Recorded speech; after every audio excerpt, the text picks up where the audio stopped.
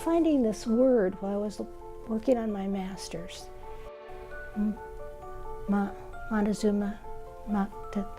Montessori. And looked it up, visited every Montessori school, and every time we went on a vacation, whether it was out of the country or wherever, great one in Switzerland one time, I would go visit Montessori schools and decided if I ever did my own, that's what I was going to do. So ultimately, I took all my money out of teachers' retirement and started Fountainhead in a barn in Illinois. Not exactly a barn. It was a broadcasting studio in a barn for the Quaker Oats Farm Hour. And at one point we had 6 children. And then my then husband decided we'd move to California. We started in Orinda, and Fountainhead was born.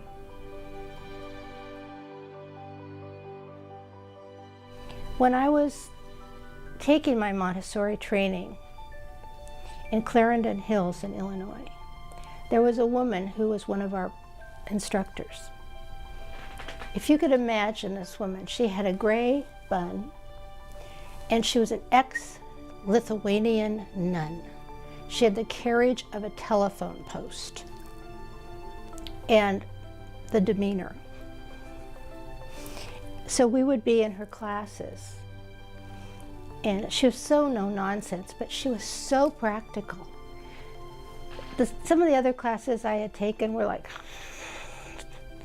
snore, but she, in the middle of the night with these classes, because I'd been teaching all day, then I'd go down for the classes, and she was just so vibrant.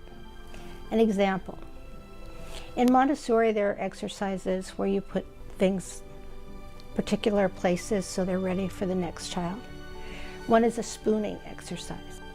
So you spoon from one bowl to the other, or from a cup or a dog dish or something, just to practice spooning.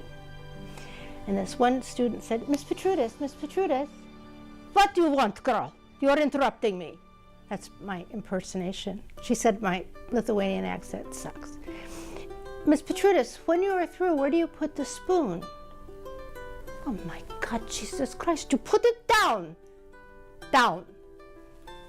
Down. You know down. And that was her. She would get so cross at me about whatever.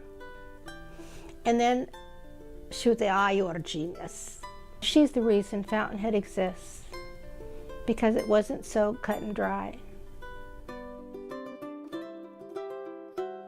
I put an advertisement in the paper because I was immobilized waiting for Shandy to be born.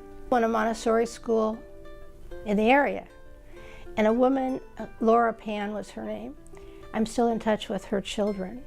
She said, I want one in Orinda and I'll tell you where. So they smuggled me out of the hospital.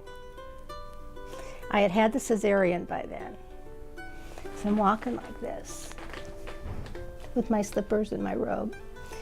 And the custodian who let me into Orinda said, what are you gonna do here? I said, I'm gonna start a preschool. He says, can you stand up? And I said, I don't know, I'm not gonna try yet. And we took it, and it worked. And then pretty soon, parents would move to another part of the Bay Area and say, there's someplace down here too, Sarah.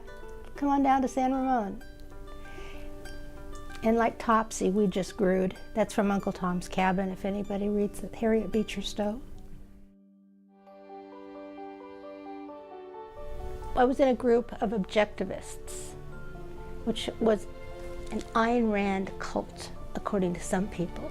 Ayn Rand wrote The Fountainhead, We the Living, Atlas Shrugged.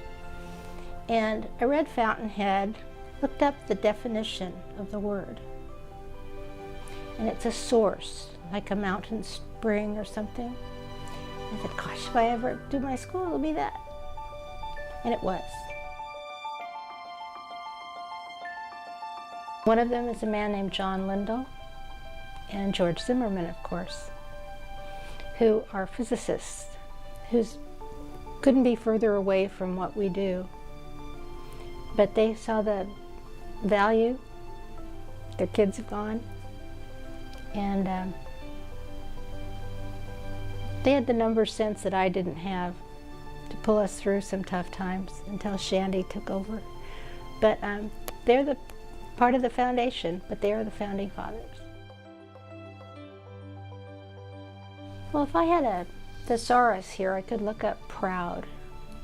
I'm proud, I'm happy, I'm pleased. You know, I love all the people we've met along the way, some of them not so much. It has been a tool for all of us. I mean, here I am being videotaped and I'm 900 years old and Fountainhead's still going and my grandbabies are here and it makes me very happy.